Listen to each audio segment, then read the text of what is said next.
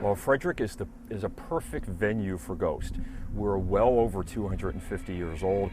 We have countless stately and historic old homes, a Civil War battlefield, and a past that at times is very turbulent and violent, all of which may account for some of Frederick's former citizens, or what I like to call yesterday's people who still remain to the bewilderment of the living. We actually meet in front of Brewer's Alley Restaurant and Brewery, and that's located at 124 North Market Street. There are 7 sites on the current original Ghost Tours of Frederick that we go and visit. Don't actually go inside. We meet out in front, tell you a little bit of background and history about the structure, the former owners, what went on there previously in the past, and then tell you about the paranormal activity taking place today. It's a 90-minute walking tour. It's a leisurely walk. It covers 1.2 miles, maybe like a 5-minute gap in between each site. And downtown Frederick is pretty much surreal when the sun sets and the moon rises. It's very eerie downtown. Almost transforms you into a different time and era. And many people who've never been in downtown love it because we take you to a lot of back streets that they've never been on before. I've always been fascinated with the paranormal, the unexplained. I'm also a Civil War reenactor, and one of the privileges you have of being a reenactor, you get to sleep on the battlefields overnight. A lot of strange things happen at night that many people don't realize. Because of that, I started to do research on hauntings in Frederick City and surrounding communities. Found a lot of good paranormal activity in downtown Frederick. Decided this would be a great place for a walking tour. I love going on ghost tours. Thought Frederick would be a perfect venue for this. We expanded it, got the sites we needed, and now it's a great success, pulling in not only people from Frederick County, but also the surrounding states, and actually nationwide as well. The tours not only encompass the paranormal activity, but we give a background and history about some of the historic figures in downtown Frederick as well. So it's a combination, both history tour as well as paranormal activity tours. We do have some new sites, some new stories and events that have happened and we've uncovered, and we encourage people to come out in the fall. We have a former governor, which is now part of our new tour in the fall, as well as the ghost of Francis Scott Key. So I'm sure a lot of people will be interested in that. Obviously, he's connected to Frederick, and he's still around wandering the streets of the historic district. So we encourage people to come out not only on the current tour, but the new tour, which will be up and running hopefully in October. Oliver Wendell Holmes once said, "Mind stretched by a new idea can never go back to its original form. With this in mind, when it comes to death, no one is an expert. Ghosts are everywhere, and we are the ghost of tomorrow."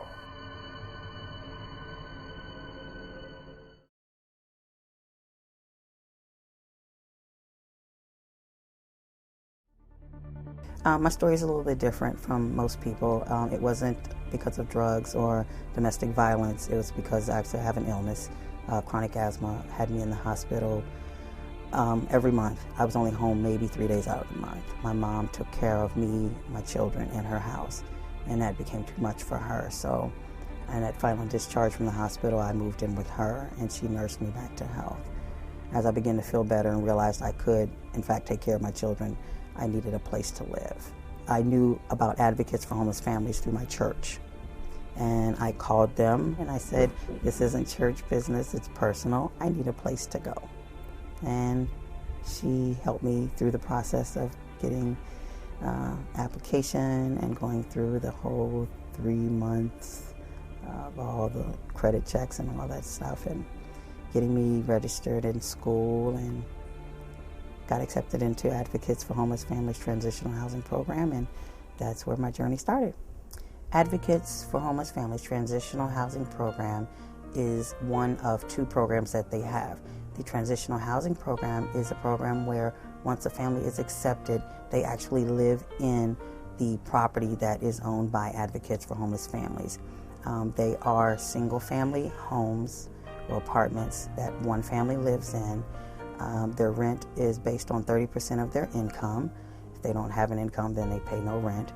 But the goal is to help the parent or parents to be able to be successful in going to school and obtaining employment, job skills without the worry of, am I going to come home and not have a home, or am I going to come home and not have any lights on?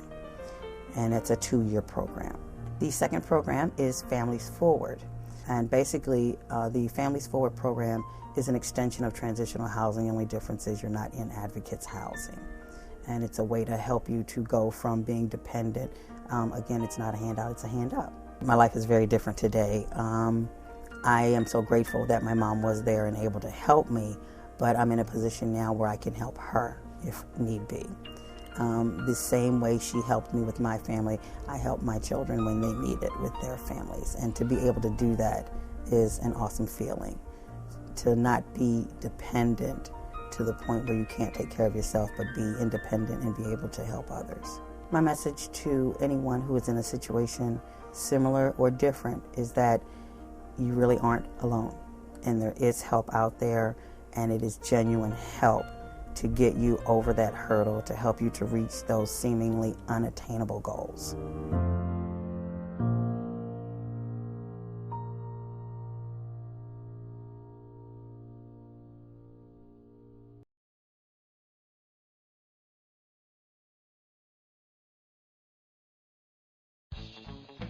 I got my start with the Keys after I worked with major league teams for 3 seasons as just a crew member, intern, and then I kind of thought, this is what I want to do. I went to Penn State for turfgrass science, interned with 3 professional teams over 3 years. The thing I like about Frederick is the brand new field, resources that I was going to be given was going to be something that I could be successful in, and it's great working with the front office staff. Knows what it takes to get a good field, and they'll give me what I need, and it was just a good match. The difference between just being a crew member or being an assistant and being a head groundskeeper probably has to be like how much sleep you're going to get at night. As a head groundskeeper, there's many nights where I find myself waking up at 3 in the morning. I woke up at 3 in the morning the other night and I heard it raining and the tarp isn't on the field, and then I had to sit back while the team isn't in town for 5 more days. Once the players come in late March, early April, I'm basically looking at 2 things that I'm trying to accomplish.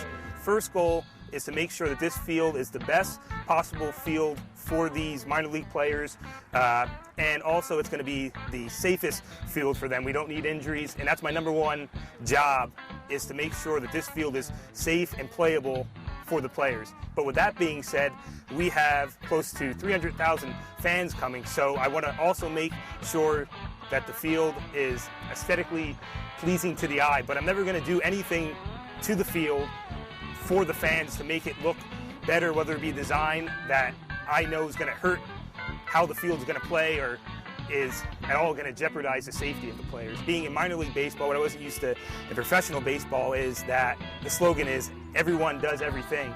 So if I'm ever in the bind where I need to get something done, the sales guys might come down and help me. If they ever need help in the off season, if they need like a mascot appearance, I'm one of the people they ask to do that in the fall. So it's kind of those give and take. We have to pull the tarp. The guys from the front office run down and we get the tarp on. So that's one thing about minor league baseball. If I ever need a bigger crew, there's always people here to help me, and I'm always there to help them.